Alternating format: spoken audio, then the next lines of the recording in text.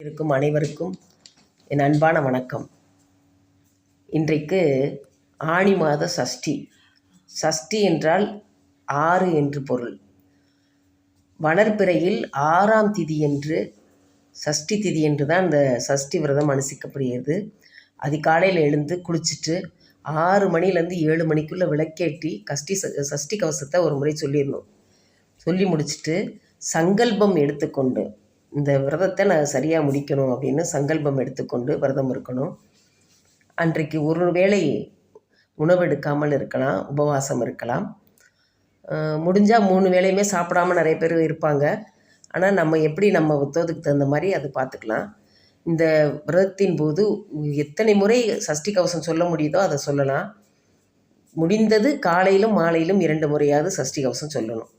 இந்த விரதம் இருப்பதனால் என்ன பலன்னு பார்த்தீங்கன்னா, குழந்தை பேர் இல்லாதவர்கள் குழந்தை வரம் வேண்டி சஷ்டி விரதம் இருப்பார்கள். சஷ்டியில் இருந்தால் அகப்பையில் வரும் அப்படின்னு சொல்லுவாங்க.